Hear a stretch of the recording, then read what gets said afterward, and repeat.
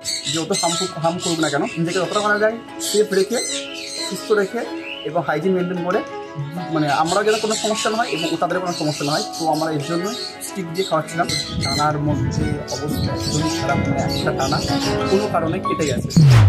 Hi guys, welcome my channel captain of ML world. তো আজকে আমি যেটা কথা বলা চলেছি সেটা হচ্ছে কোনো কিছু মানে আমার পেটস নিয়ে না।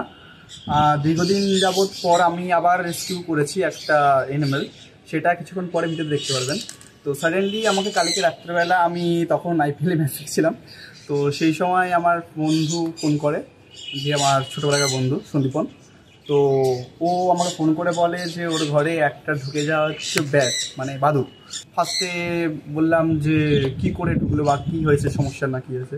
তো বললো ওটা হয়তো ডানায় চোট পেয়েছে, তুই একটু আয় এসে একটু দেখে যা। বাট কারণ ওর অত নলেজ নেই, তো আমারও সেভাবে ব্যাটের প্রতি তেমন নলেজ নেই, কারণ কখনো সেভাবে আমি এটার পেছনে টেক কেয়ার বা এরকম টাইপসের অ্যানিমেল করিনি। বাট অন্য ম্যামেলদের যেহেতু করেছি, তাই ও আমাকে ডেকেছে। আর এবং ও মনে হয়েছে যে আমার কাছে এত অ্যানিমেলস আছে, তো আমি কিছু করে ওকে ঠিক রাখতে পারবো বা ওকে ঠিক করে তুলতে পারবো। তো সেই আশ্বাস নিয়ে আমি চলে গেলাম মুরগাদিতে কিছুক্ষণের মধ্যে। তো যাওয়ার পরে আমি যেটা দেখতে পাই, সে একটা মানে আর কি, যেটা আমি গুগল সার্চ করে পেয়েছি, একটা থাম ব্যাট, যেটা আমার আঙুলের সাইজের ছোট্ট একটা, বা চামচিকি বাংলায় বলে, আর বা পাথরও বলতে পারেন। তো ওইটা আর কি ওর ঘরে আছে। বাট ওটা গিয়ে আমি যে ফার্স্টেই নোটিস করি সেটা হচ্ছে ওর ডানার মধ্যে অবস্থা একদমই খারাপ, মানে একটা ডানা কোনো কারণে কেটে গেছে। পরে সেই অবস্থায় এসে পড়েছে এবং মানে কাল তার আগের দিন, মানে পরশু দিন থেকে ওর ঘরে রয়েছে। ভেবেছে প্রথমে বুঝতে পারিনি, ভেবেছে উড়ে চলে যাবে, বাইরে বেরিয়ে যাবে, বাট সেরকম কিছু হয়নি।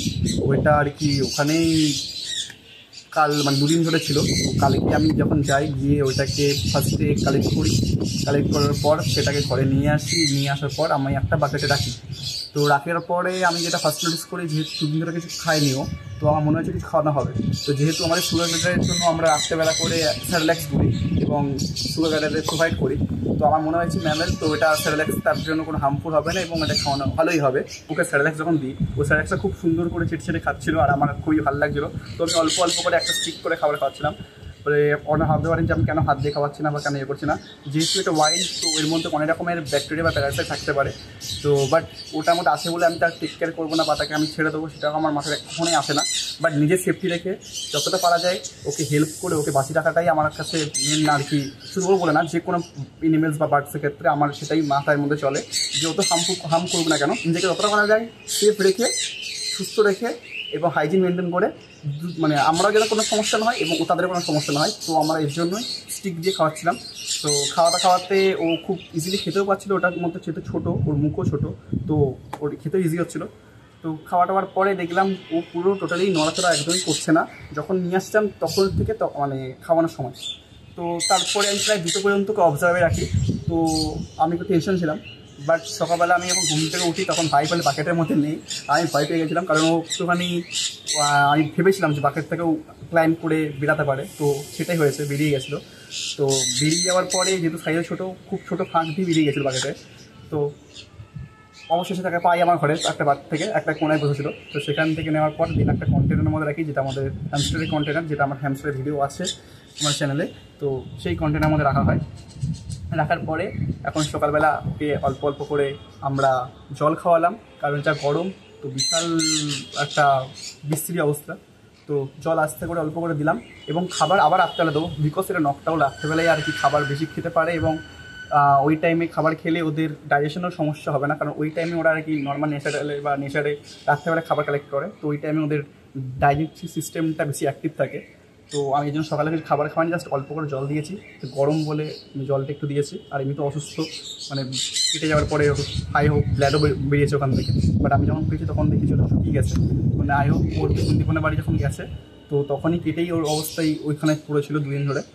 দিন আমি পেয়েছি। তো আমি চেষ্টা করতে থাকি এবং আপনারা জানাবেন যে এরপরে কী করা যায়, মানে কীভাবে আমরা এটাকে ঠিক রাখতে পারবো। এবং মাথার মধ্যে আমি চলছি, যদি আমি পারি আজকালের মধ্যে, আমি মানে কালকে রাতে ফোন করতে পারিনি, আজকালের মধ্যে আমি ফরেস্ট ডিপার্টমেন্টের লোককে ফোন করব। আমার ইচ্ছা আছে, মানে এখন একটুখানি ওকে সুস্থ করার পরেই আমার ইচ্ছা আছে, নাহলে ওই ট্রাভেলের মধ্যেও আরও বেশি সমস্যা হতে পারে। তো আমি আজকালের মতো অবস্থা কন্ডিশন দেখি আমি ফোন করবো, ফোন করে এবং রেস্কিউ যারা মানে ওয়াইল্ড লাইফ আমাদের প্রোটেকশনে আছে তাদেরকে আমি মানে দিয়ে দেবো আর কি। তারা আশা করি এটাকে সুস্থ রাখবে, ভালো রাখবে। তো এবার আপনাদের মতামতটা আমাদের অবশ্যই জানাবেন আমাদের চ্যানেলে কমেন্টে। তো দেখা হচ্ছে পরবর্তী ভিডিওতে। দেখতে পাবেন ক্যাপ্টেন উইমেন ওয়ার্ল্ড, এবং আপনারা প্রার্থনা করুন যাতে এরা সুস্থ হয়ে থাকে এবং বাঁচাতে পারি।